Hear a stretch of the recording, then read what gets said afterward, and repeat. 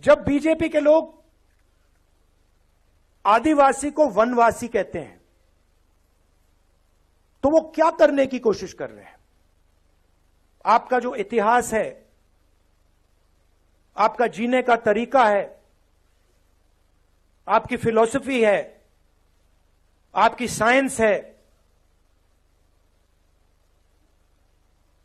Medical science है, जिसको आप हजारों साल से चला रहे हो,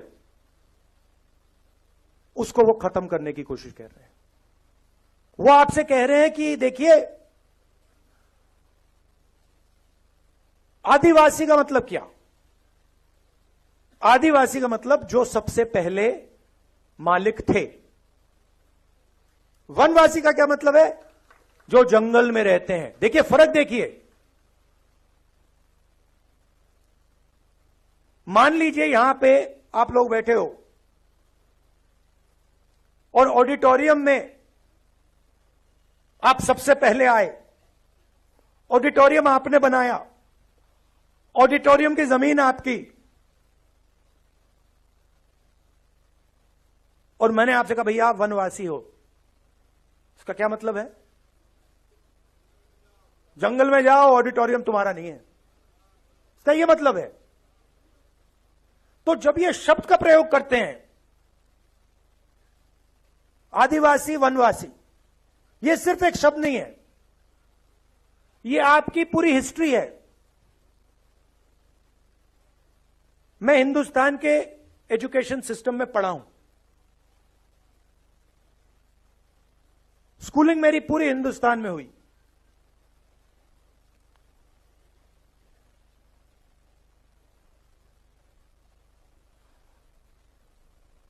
पूरा का पूरा जोड़ दीजिए तो आदिवासियों के बारे में आधा चैप्टर मिलेगा। 10-15 लाइन मिलेंगी कि हां हिंदुस्तान में आदिवासी भी हैं, मगर इनकी हिस्ट्री क्या है,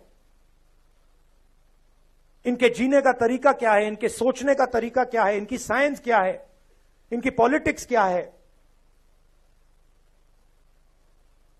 उसके बारे में कुछ नहीं। मैं हिंदुस्तान के सिस्टम में, स्कूलिंग मेरी यहां हुई, दलितों के बारे में एक लाइन, हां भाई अनटचेबिलिटी होती थी, मगर उनका दर्द, उन पर जो अत्याचार हुए, उनका जो अपमान हुआ, उनका जो इमेजिनेशन था, उनकी जो सोच थी, उनकी जो साइंस थी, उनकी जो फिलॉसफी थी, उसके बारे में कितना था? एक लाइन। आपने ओबीसी शब्द प्रयोग किया, अदर बैकवर्ड कास्ट, क्या ये आपका नाम है? ओबीसी अदर बैकवर्ड कास्ट मतलब हां, वो दूसरे पिछड़े लोग। किसने कहा कि आप पिछड़े हो?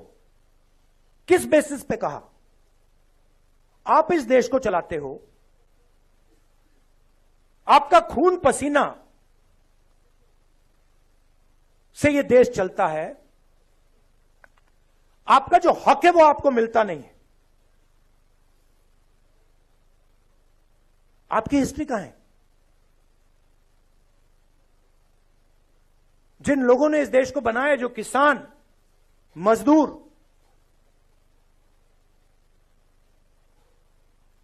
बढ़ई, नाई, मोची, इनकी हिस्ट्री कहां है? कहां लिखा है? फाड़ दिया गया।